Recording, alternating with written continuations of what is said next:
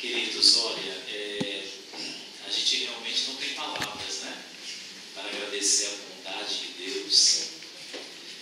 E reencontros como esses, eles são assim tipos, modelos do grande e maravilhoso reencontro que nós esperamos.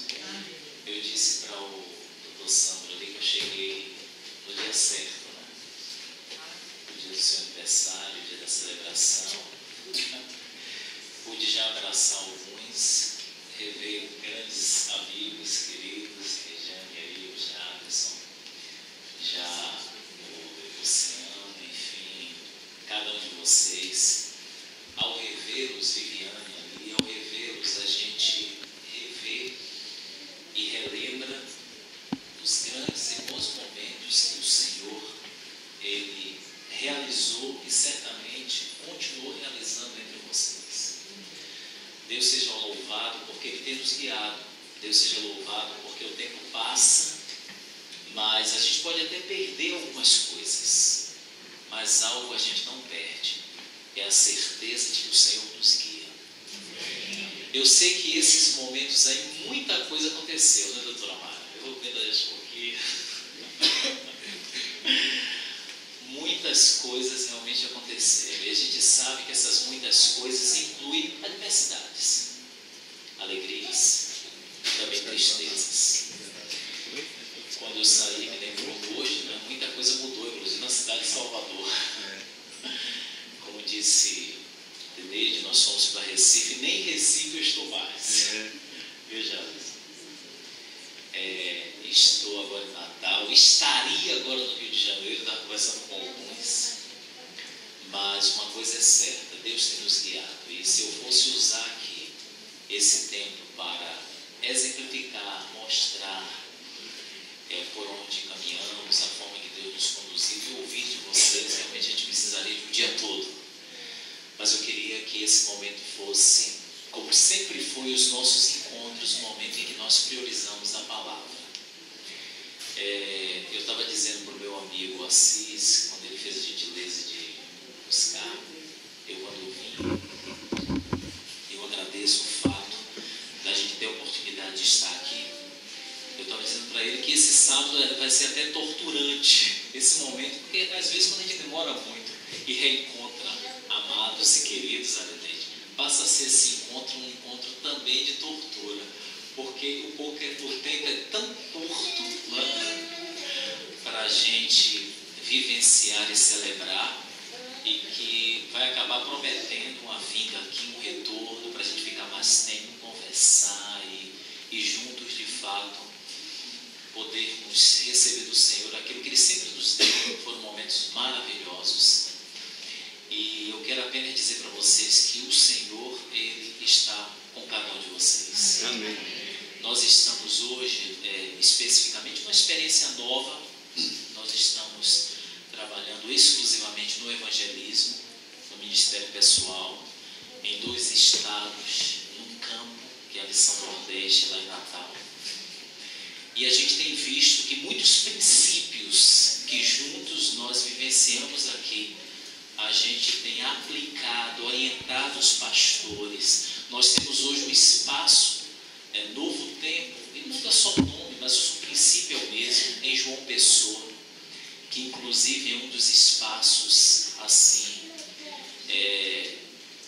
eu digo para vocês de coração, do Brasil hoje é difícil você ver um local com a estrutura, mas os princípios evidenciados aí, se vocês tiverem a oportunidade de conhecer.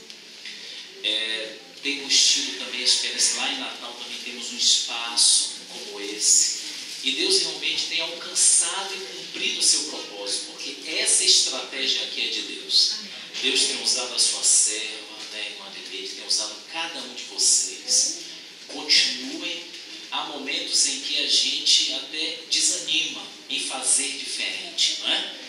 Em fazer um pouco assim aquilo que não é convencional, mas prossigam, porque Deus realmente os chamou para essa estratégia, para esse objetivo. Por exemplo, na mudança, a gente sabe que vocês viveram agora mudança de local, a gente tem que ver que certamente há pessoas aqui ao redor que precisam conhecer essa mensagem por intermédio desse espaço, o espaço onde vivo. Por onde eu tenho passado, eu tenho falado de vocês. Por onde eu tenho, inclusive, deixa eu dizer, para provar o que eu estou dizendo, não é conversa. Deus assim tem nos dado assim, algumas experiências. A gente gravou o nosso segundo DVD agora de mensagens. O primeiro DVD foi uma série evangelística intitulada Livres Enfim. Inclusive tem sido veiculada aí na Novo Tempo. O segundo agora, Perspectivas. E a mensagem, uma das mensagens, eu falo do DVD do Espaço Onde Vivo. Eu estava agora em Botafogo, no Rio de Janeiro, fazendo essa série, a série Perspectivas. E a gente apresentou realmente as mensagens ali. E Deus tem trabalhado de maneira muito especial. O ano passado a gente teve a oportunidade de estar numa sequência. Você vê como Deus faz, não é? Quando a gente se entrega na mão de Deus, Ele vai guiando. E a gente eu tive em Londres, a igreja ali brasileira, depois em Paris. E o ano passado também em Quebec. 9 dias de evangelismo. Imagine agora a gente falando para um povo 19 graus abaixo de zero. Eu nunca vivi uma situação como essa. Não sei se não tem banho, amigo, mas olha, para mim é outra coisa. Tendo como público-alvo uma igreja trilingüe, francês, inglês e português. Mas a maneira que Deus agiu apenas mostra que o trabalho é dele. E eu resumo o evangelismo apenas, você precisa de 2 atitudes apenas para evangelismo: paixão e estratégia. Paixão e estratégia. Interessante é que a experiência que nós tivemos ali em Quebec, uma igreja que estava visando alcançar o quebequiano, uma tarefa praticamente possível. O quebequiano, como alguns sabem, 98% da população ateu. Na escola se pratica o ateísmo metodológico, ou seja, o ateísmo como método de ensino. Imagine agora, no frio não, no Polo Norte, numa sensação terrível, você tendo um público-alvo e você fazer um evangelismo de 9 dias. O pastor José Saldanha, que foi o que nos convidou, 9 meses antes a igreja começou com a principal estratégia de evangelismo, que é a oração. A igreja começou a orar. Queridos, se você não puder fazer nada, apenas ore. Aliás, apenas não, ore. Porque oração é tudo, né? Esse apenas dá uma ideia muito de... E começou a orar. Depois da oração, a gente começou a definir um alvo. Olha, esqueça o quebequiano. Nós vamos mirar agora no imigrante brasileiro. E foi feito um ministério do aeroporto.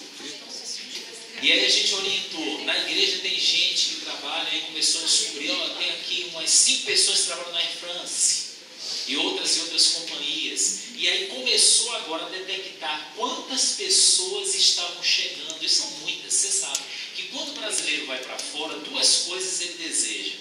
Ele, quando encontra um outro brasileiro, é a maior da alegria. Você pode dominar, pode falar o fluente inglês, mas você se esbarra com a cultura. Então, já no aeroporto, imagina um brasileiro chegar, se apresentar e dizer, olha, eu já trilhei o que você trilhou, eu estou aqui, e nós estamos agora com um grupo assim, e esse grupo, o objetivo dele são orientações para a questão da imigração e também, principalmente, um momento de terapia espiritual. Então, queridos, em suma, em resumo, no final desse evangelismo, 23 pessoas começaram a estudar a Bíblia. Isso talvez seja assim algo, começar a estudar a Bíblia, isso é magistral, queridos. Isso é fenomenal, bênção de Deus. 23 pessoas começaram e devem ter um batismo, e Deus está retornando lá para esse batismo. Então são coisas que somente Deus pode realizar. Eu quero também pedir que vocês olhem para um projeto. De antemão, pela confiança que eu tenho em vocês, provavelmente esse ano nós estaremos realizando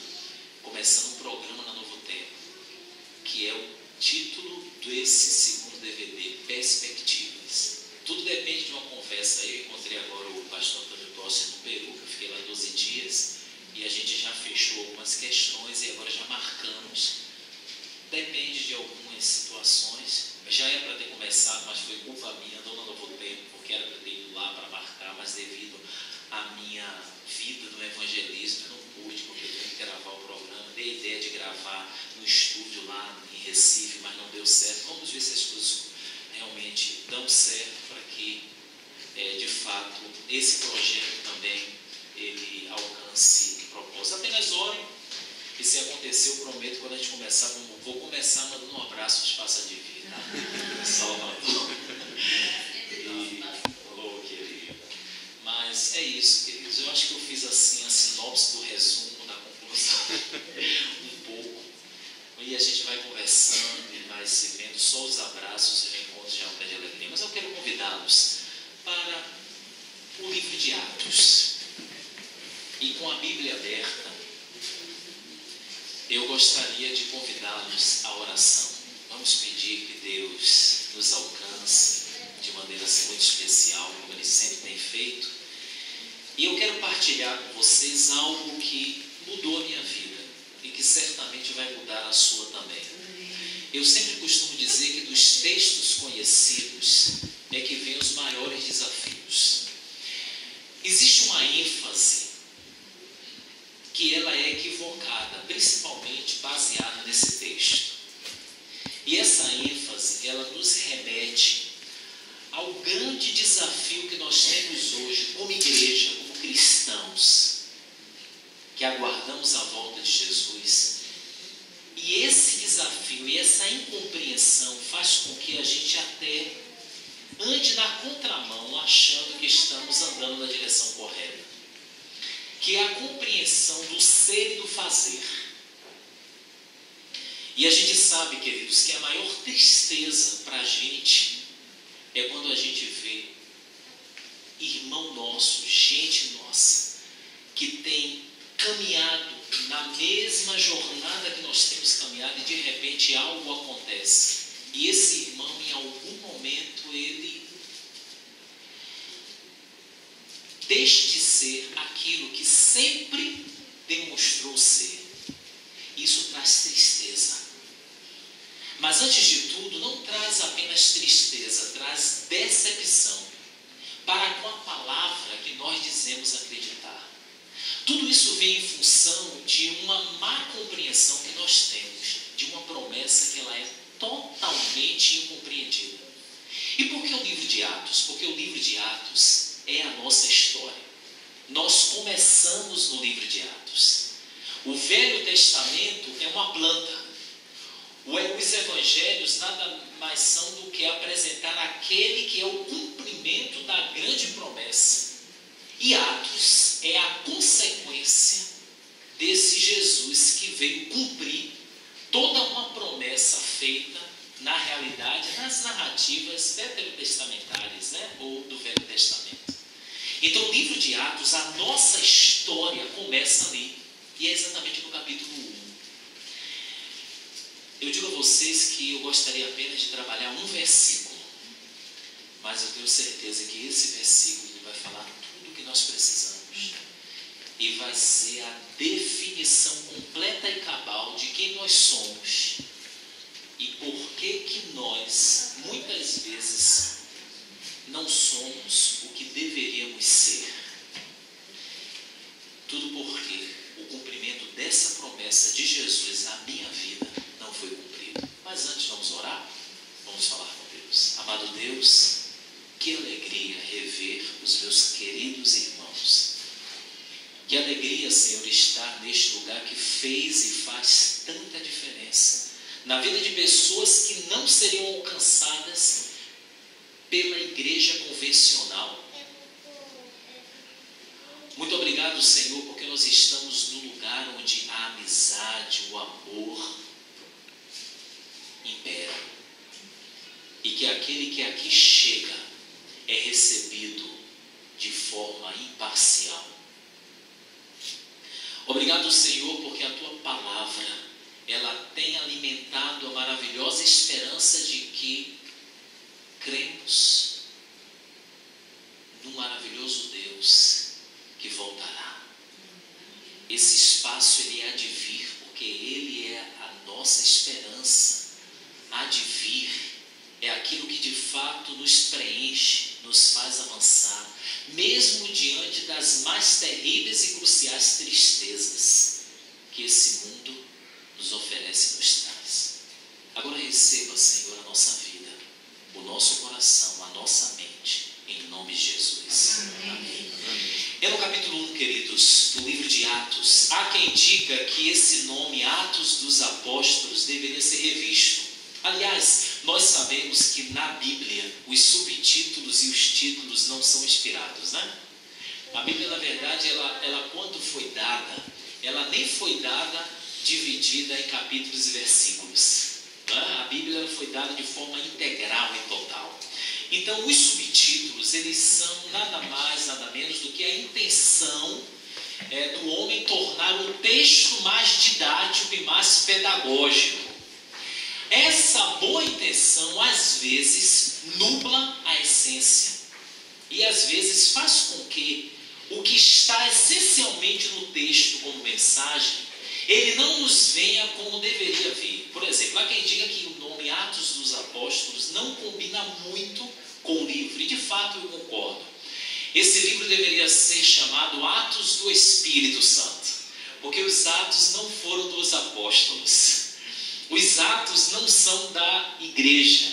Esse livro ele mostra, antes de tudo, os atos do Espírito Santo. E é exatamente no verso 8, depois de toda a introdução, a partir do verso 1, que o livro de Atos nada mais é do que a apresentação do Deus Espírito Santo, porque é Ele quem age, é Ele quem opera, é Ele quem de fato faz a diferença. É Ele que faz com que eu e você sejamos hoje melhores do que ontem e amanhã melhores do que hoje. E é no verso 8, no momento de despedida, no momento de tristeza, no momento de separação, no momento de dicotomia até das ideias, de esperança, no momento de transição, inclusive de perspectiva, Jesus Cristo ascendendo aos céus, depois de toda uma preparação, até mesmo declarado ali no capítulo 14 do Evangelho de João, ele, ao ascender aos céus, há algo que é muito natural, como seres humanos que somos. E o verso 8, ele inaugura com uma conjunção adversativa, mas recebereis o quê? Poder. Recebereis poder, ao descer sobre vós o quê? O Espírito Santo. E sereis minhas testemunhas, tanto em Jerusalém como Judeia e Samaria, e até aos confins da terra. É interessante que o verso 9 e 10 nada mais é do que uma continuação inevitável da declaração da promessa e da necessidade da compreensão dessa promessa. Deixa eu dizer uma coisa para você. De todas as promessas que há na Bíblia, essa talvez seja a mais incompreendida da igreja. Nós reconhecemos que o agente é o Espírito Santo. Nós reconhecemos que a promessa se dá para a vinda do Espírito Santo. Mas nós nos equivocamos na consequência desse efeito que é a vinda do Espírito Santo. Note que quando Cristo diz assim, mas recebereis, o que Cristo está querendo dizer, antes de tudo, ele faz uma crítica. E ele traz aqui um choque radical, cultural. E ele, antes de tudo, redenomina a visão e o conceito de poder. É termos a visão equivocada de poder, é que faz com que não recebamos e não sejamos o cumprimento da promessa. O que eu quero dizer com isso? Eu quero ser mais claro e quero ir ao ponto até por causa do tempo. Quando Jesus diz assim, recebereis poder, ele está antes de tudo dizendo o seguinte: o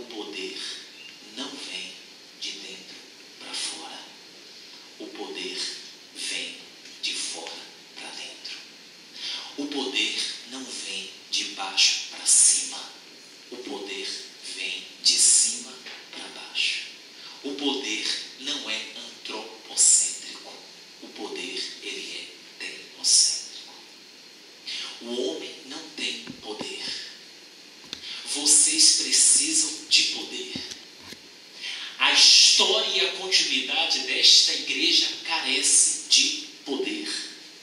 O advir só vai surgir se esse poder for entranhado na vida de vocês. Porque sem poder a igreja não avança. Sem poder a igreja não age. Sem poder, tudo que foi aqui apresentado e declarado será, antes de tudo, mera especulação e tentativa frustrada de mais uma ideologia que é implantada no mundo, no Império Romano, e que não vingará. Mas o mais interessante de tudo é que quando ele diz, mas recebereis, ele também diz o seguinte, ele está criticando a filosofia humana. Isso aqui é um atentado contra a visão do humanismo secular. Se você olhar hoje para a filosofia oriental, se você olhar hoje para as filosofias hoje das novelas imperantes, essa filosofia é muito clara em dizer que a potencialidade, ela não vem de fora para dentro, ela vem de dentro para fora.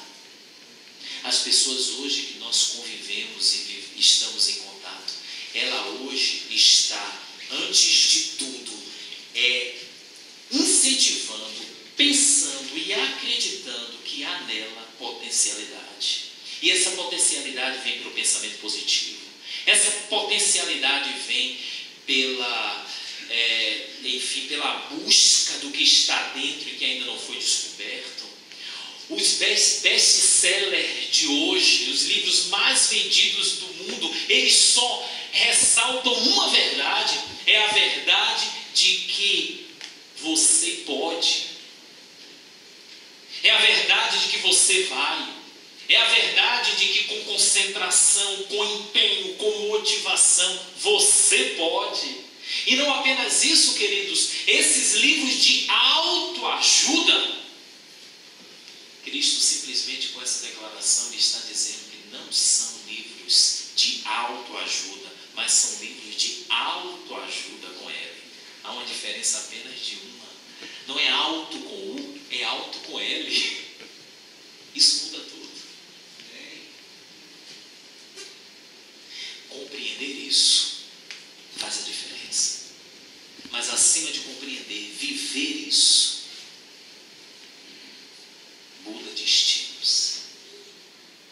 Se você olhar hoje para a filosofia oriental, o Namastê, o Moksha, o Nirvana, se você olhar hoje para qualquer filosofia imperante, seja na linha da reencarnação, das reencarnações do budismo, do espiritismo, do que quer que seja, o homem é o agente de mudança. Ele tem que morrer para viver. Eu me lembro que eu estava defendendo, Deus nos deu a honra. Eu acho que a gente tem que ter assim, a gente tem que ser relevante, sabe? A igreja hoje ela precisa aprender a falar para os de fora. A cada dia mais ela tem que viver para os de fora. E eu rejeitei um doutorado, inclusive, intracorpus. Foi estranho, fui convidado para fazer da igreja de um mestrado em teologia, mas eu não queria fazer um doutorado na igreja adventista. Porque é muito interno. A gente acaba sendo muito interno. E eu resolvi, orei ao Senhor, eu queria fazer na federal, um mestrado na federal, na católica, e Deus nos deu a honra, a gente passou uma seleção e eu fiz um mestrado na Universidade Católica em Ciências da Religião. E eu me lembro que na minha defesa eu toquei exatamente isso. Eu tinha todos os meus professores ateus. E quem não era ateu era agnóstico ateu. E eu me lembro que uma determinada doutora, quando eu falei um pouco da questão do fanatismo, quando eu falei um pouco da questão desse recebimento, a questão da aura, quando a gente entrou na questão das religiões primitivas, da potencialidade humana, ela me disse que qualquer pensamento fora isso não passa de delírio concretizado. E além de a gente conhece muito bem isso, sábios, teóricos, Jung, Lacan e tantos outros aí, e estabelece como lastro hoje, eu não quero me adentrar muito, mas em suma, queridos, olhe como Cristo é abrangente e apaixonante. Quando ele diz receber simplesmente dizer o seguinte: qualquer filosofia, seja ela acadêmica, oriental ou quaisquer outras, todas as filosofias, se vocês pararem, elas se resumem no fato de que o poder não vem de fora, nem do alto, ele vem de dentro para fora. Só em uma declaração aqui. Esse texto a gente faz uma semana em oração. Quando ele diz recebereis, ele está dizendo o seguinte: não acredite que você tem. Você precisa receber. Eu preciso receber. Não importa o seu título, não importa a sua história, não importa o que você faz, não importa o que você tem. É por isso que grandes homens hoje têm caído. Porque a gente às vezes tem acreditado que nós podemos. Deixa eu dizer uma coisa para você, queridos. Todos os dias eu e você temos que receber esse poder. Caso contrário, o cristianismo será uma fraude, vivida por mim e por você. Recebereis poder. Mas sabe quando eu e você recebemos o poder? Quando o Espírito Santo desce sobre mim. Qual foi o grande problema das virgens nécias? É que não tinham o quê? Azeite na lâmpada. Quem é o azeite? Espírito Santo. Tem muitos cristãos vivendo o seu Espírito Santo. Como é que eu recebo o Espírito Santo? Não tem outra maneira, queridos. É diariamente, pela palavra e pela oração, é que eu recebo o Espírito Santo. O Espírito Santo me torna um marido melhor e fiel. É o Espírito Santo que me torna um profissional honesto. É o Espírito Santo que me torna um indivíduo com caráter, com valores. É o Espírito Santo que vai me manter fiel sempre. É o Espírito Santo que vai fazer com que eu seja o que quero ser. É por isso que o dilema paulino, ele nunca foi tão atual como hoje. O bem que quero fazer, esse não faço, mas o mal que não quero, esse faço. E ele detecta aqui o pecado como uma lei. Não é lei de trânsito. Ele fala do pecado como uma lei da física. E quem é que pode vencer aqui a lei da gravidade? Não podemos. Até podemos. Eu posso, eu estou vencendo a lei da gravidade aqui. Estou ou não estou? Temporariamente, né? Mas a pergunta é: até quando? A lei, ela age 24 horas. O princípio aqui, quando é dito recebereis, que está implícito, é o seguinte: a sua vontade, por mais que seja forte, ela não será suficiente para vencer o poder do pecado. Tem muita gente que promete nesse tanque batismal. Tem muita gente que promete ser fiel a Deus e aos outros. Porque essa é a nossa vida. Nós só podemos exercer fidelidade para Deus e para com os outros, não é? A nossa realidade, ela é sempre para o alto e para o lado. Não tem outra. A gente promete, mas não consegue. E não vai conseguir. Porque não temos o poder. É por isso que Paulo, no seu raciocínio lá em Romanos 7, ele está falando ali de uma legislação romana, né? E quem estuda direito sabe muito bem. Quem me livrará do corpo dessa morte? Porto ortuorius, em latim, que quer dizer corpo da morte. Era uma sentença ali romana, inclusive ele fala de infanticídio. Uma mãe que matou o próprio filho teve que levar o corpo nu no peito. O indivíduo que matasse o homicida, em primeira instância, ele era condenado a carregar o corpo do indivíduo que ele matou. E geralmente morria porque o corpo entrava em estado de putrefação. E ele morria pelos germes. Era uma sentença de morte. O Paulo está querendo dizer o seguinte: todo aquele que quer viver um cristianismo a parte do poder que vem do alto, ele está sentenciado a morrer. Eu tenho que ter essa consciência todos os dias. Não é o meu título, não é o que eu sou, não é o que eu faço. É que eu recebo.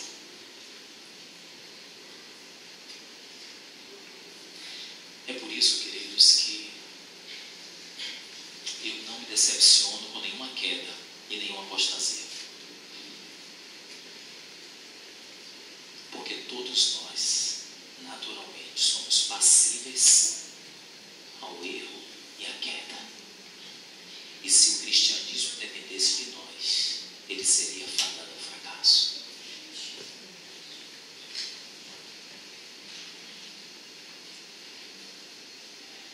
Se nós estamos ainda aqui, é exclusivamente pela graça inteira de Jesus Cristo. Se eu ainda estou aqui, se eu ainda escolho um sábado de manhã para cantar e ouvir a palavra, não pense que você é melhor do que quem não está aqui. É Deus que está agindo em você. E pode agir em qualquer um.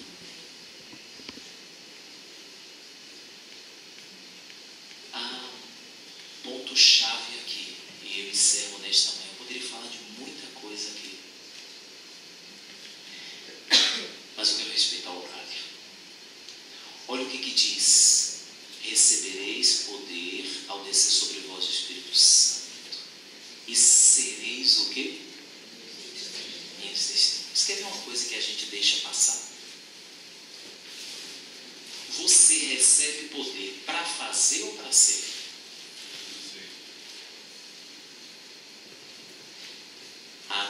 Olha que quem está falando aqui é um evangelista de campo que trabalha em função de resultado. Mas deixa eu dizer uma coisa que eu falei, inclusive em Brasília, na divisão sul-americana, quando estava no encontro de igrejas diferenciadas. Eu fui convidado para dar um seminário ali. E toda a nata da igreja, não vou falar cúpula não, porque é uma palavra muito... Mas toda a nata da igreja estava lá.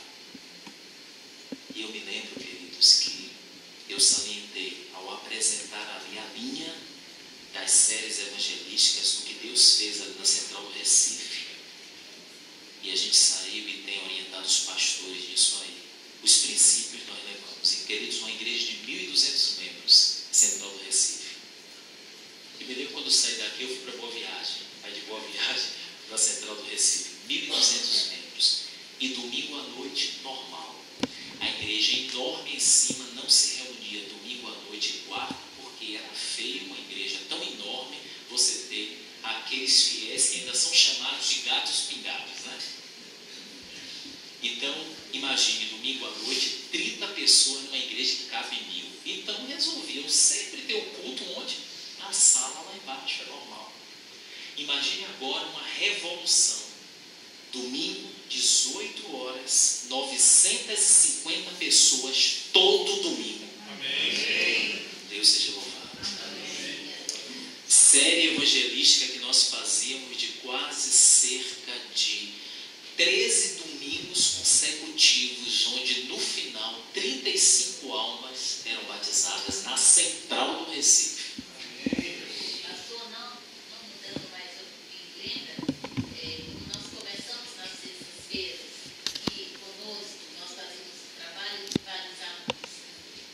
Exatamente, com certeza. Então, o princípio é esse. Então, em suma, querido, você percebe que nesse momento, nessa hora, a gente percebe que quando Deus age, as coisas de fato acontecem. Agora, só deixa eu dizer uma coisa que parece que vai ser paradoxal.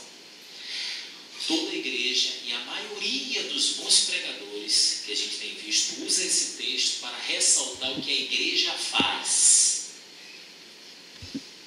Mas prioritariamente a preocupação de Jesus não é o fazer da igreja. Quando ele deu essa promessa, ele não estava vendo os 3.000 batismos que viriam pela pregação de Pedro. Quando fez essa promessa, ele não estava olhando as milhões de pessoas que viriam pela pregação. Não, a prioridade da promessa do Espírito Santo não é para fazer, não é para batizar. É para transformar. O maior milagre não é aquele que te leva a fazer. O maior milagre é aquele que te torna.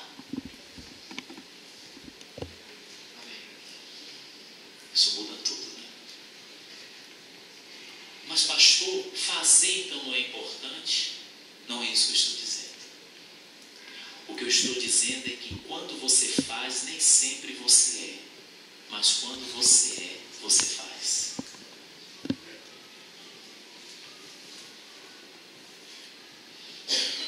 Nem sempre quem está batizando muito ou fazendo muito por Deus é. É por isso que a gente vê tantas decepções, não é? Pessoas aparentemente usadas por Deus, de repente, puf, uma queda. Por quê? Porque não são. Esse poder, queridos, que está sendo oferecido para mim e para você nesta manhã, não é para levar você a fazer, é para levar você a ser. Porque o maior milagre, sabe qual é? Posso dizer? O maior milagre é tornar esse indivíduo aqui não mentiroso. O maior milagre é levar esse indivíduo aqui a amar quem me persegue. O maior milagre é levar esse indivíduo aqui assediado a ser fiel para uma mulher a vida toda. O maior milagre é levar esse indivíduo aqui a ter perseverança e aguardar a volta de Jesus, mesmo em meio aos sofrimentos e às incompreensões que esse mundo me traz. Esse é o maior milagre. E para que seja feito esse maior milagre, eu preciso de poder. E esse poder não vem do yoga. Esse poder não vem do sangue. Esse poder não vem da genética. Esse poder não vem da vontade própria. Esse poder vem de Deus. Eu estou abrindo meu coração para vocês aqui. Se vocês querem ser aquilo que sabem que devem ser, se submetam a esse poder todos os dias. E vocês serão. E quando forem, farão. Nem sempre quem faz é, mas quem é, faz. Que Deus nos abençoe. Amém. Que Deus nos mantenha fiéis e avançando nesta jornada, não se decepcionando com o que vê, não se decepcionando com quem cai, porque nós seríamos bem piores se não fosse a graça do Senhor na nossa vida. Amém. Que pode perdoar e resgatar quem quer que seja. Amém. Que Deus te abençoe. Amém. Vamos orar.